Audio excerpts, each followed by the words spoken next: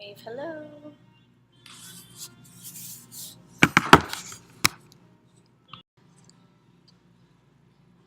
Imagine you're a student or a parent working full-time or part-time just to be able to pay your tuition, put food on the table for the family, pay your bills, and just keep up with life's daily expenses.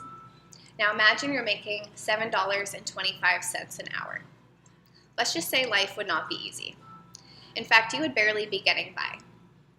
According to the Procon organization, in a 2013 poll done by the Oxfam Americans, 66% of Americans who earn less than $10 an hour feel that they can either just meet or do not have the money to meet their basic living expenses.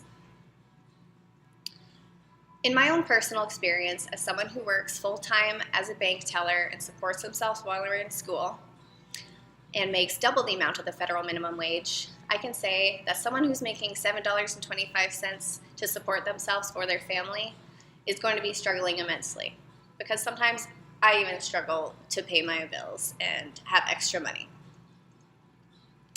Raising the federal minimum wage above $7.25 an hour would be benefiting working families, it would reduce poverty, and it would create jobs. Knowing these benefits is important because it can lead to a boost in our economy, and it puts money in hardworking Americans' pockets, including students such as yourself. According to the Alternate organization, economist James Galbraith suggests that 28 million U.S. wages would be rising by about $35 billion total.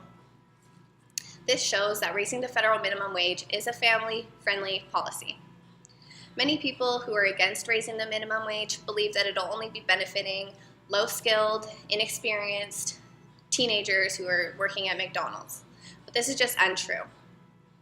According to the Economic Policy Institute, or EPI, 87.9% of those who would be benefiting from raising the minimum wage are at least 20 years old, and even 42% of them do have college experience. More than half of them are working full-time and supporting families of their own. Not only would we be helping working families survive essentially, but we can help get those who are in poverty out of poverty by raising the minimum wage. According to the Procon organization, in a report done by the Congressional Budget Office in 2014, if we raise the minimum wage to $9 an hour, this would be lifting about 300,000 people out of poverty. And if we rose it to $10.10 an hour, we'd be lifting about 900,000 people out of poverty. Full-time workers would be getting a raise of about $4,000. This is enough to lift a family of 3 out of poverty. So we've gone over the facts of how raising the minimum wage would be benefiting working families and reducing poverty. But let's talk about the fact that it creates jobs. The past has shown us that raising the minimum wage does not hurt job creation, and it actually increases GDP, which will boost the economy and spur job growth. In fact, the EPI found raising the minimum wage to $9.80 an hour would increase the GDP by about $25 billion in the phase-in period. This would also create about 100,000 jobs. Economists Alan Kruger and David Card did a review of over 64 minimum wage studies and actually found no negative correlation between raising a minimum wage and employment. Keep in mind, with more income coming to families, people would be willing to retire or go back to school or even start a family if they've been putting it off. This would be opening jobs up for people who need them.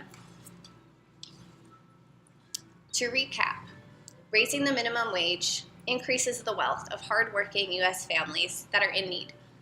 It reduces poverty and it creates jobs. You may ask yourself, why is this important to me? Well, many are students just as yourself who are balancing school, homework, family, you're working, in the little free time that you have. So just raising the minimum wage by a little bit will reduce some of the stress and pressure that we feel. And I know we can all relate to that. With raising the minimum wage comes peace of mind to millions of U.S. middle-class families because their payroll and income tax revenue will be increasing. Honestly, it would be an act of justice for us to increase the federal minimum wage. It would help the working class who has been suffering while the 1% continues to get richer. So let's help close the wealth gap.